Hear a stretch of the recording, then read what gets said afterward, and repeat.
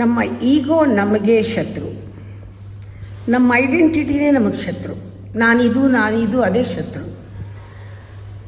ನಾವು ಯಾವಾಗ ಅಲ್ಲಿಗೆ ಸಿಕ್ಕಾಕೊಂಡಿರ್ತೀವಿ ಬೇರೆಯವ್ರನ್ನ ಸುಲಭವಾಗಿ ಒಪ್ಪಲ್ಲ. ನಮಗೆ ಏನು ಅಸ್ಯೂಮ್ ಮಾಡ್ತೀವಿ ಅವ್ರ ಬಗ್ಗೆ, ನಮ್ಮ ಈಗೋ ಏನು ಹೇಳುತ್ತೆ, ಏನು ಕಲ್ಪನೆ ಮಾಡ್ಕೋತೀವಿ ಅದು ಸುಳ್ಳಲ್ವಾ? ಈಗೋನೇ ಸುಳ್ಳು. ಅವ್ರ ಬಗ್ಗೆ ಅಂದ್ಕೊಳ್ಳೋದು ಸುಳ್ಳು.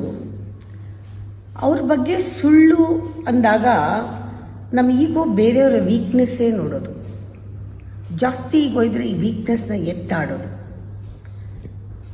ಕೀಳಾಗಿ ನೋಡೋದು, ಕೆಟ್ಟ ಭಾಷೆ ಉಪಯೋಗಿಸೋದು, ಬೇಕಂತ ಹರ್ಟ್ ಮಾಡೋದು. ಈ ಥರ ಮಾಡಿದಾಗ ಏನಾಗತ್ತೆ, ಈ ಈಗೋ ಇನ್ನೊಂದು ಈಗೋನ ಉಜ್ಜತ್ತೆ. ಅದಕ್ಕೆ ಜಗಳ ಆಗೋದು, ದ್ವೇಷ ಬರುತ್ತೆ. ದ್ವೇಷ ಯಾವಾಗ ಬರುತ್ತೆ, ವಾಪಸ್ ಬರುತ್ತೆ. ಅಷ್ಟೂ ನೀವು ಹೇಳ್ತಾ ಹೇಳೋವಾಗಲೇ ನಿಮ್ಗೆ ಅರ್ಧ ಬಂದಿರುತ್ತೆ. ಅವ್ರು ವಾಪಸ್ ಹಾಕ್ತಾರೆ, ಮತ್ತೆ ಅವರು ಸುಳ್ಳು ಹೇಳ್ತಾರೆ, ಘರ್ಷಣೆ ಆಗುತ್ತೆ. ಈ ಪ್ರಾಸೆಸ್ ಇದು ಕೊನೆನೇ ಇಲ್ಲ. ಈ ಘರ್ಷಣೆಗೆ ಕೆಟ್ಟ ಮಾತು ನೀವು ಆಡಿ ಅವರು ಆಡ್ತಾರೆ,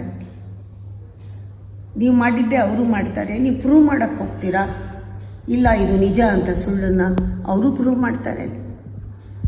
ಮುಖಭಂಗ ಮಾಡ್ತೀರಾ. ಇದೆಲ್ಲ ಸಹಿಸಲ್ಲ. ಒಂದು ಈಗೋ ಇನ್ನೊಂದು ಈಗೋನ ಸಹಿಸಲ್ಲ. ಇದೆರಡೂ ಈಗೋ ಕ್ಲಾಶ್ ಅಂತ ನಮಗೆ ಗೊತ್ತಾಗಬೇಕು. ಹಾಳಾಗತ್ತೆ ಒಬ್ಬರ ಜೀವನ, ಒಬ್ಬರಿಂದ ಹಾಳಾಗತ್ತೆ, ಉದ್ಧಾರ ಆಗಲ್ಲ. ಯಾವುದು ಹಾಳಾಗುತ್ತೆ ಉದ್ಧಾರ ಆಗಲ್ಲ, ಅದು ಪ್ರಾಣಿ ಸ್ವಭಾವ, ಅದು ರಾಕ್ಷಸ ಸ್ವಭಾವ.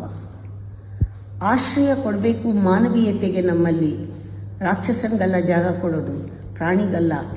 ಮನುಷ್ಯತ್ವಕ್ಕೆ ಜಾಗ ಕೊಟ್ಟಾಗ, ಆಶ್ರಯ ಕೊಟ್ಟಾಗ, ನಾಳೆ ಟ್ರಾನ್ಸ್ಫಾರ್ಮೇಷನ್ ಆದರೆ ದೈವತ್ವ ನಿಮ್ಮಲ್ಲಿ ತಾನಾಗ್ತಾನೆ ಅರಳತ್ತೆ.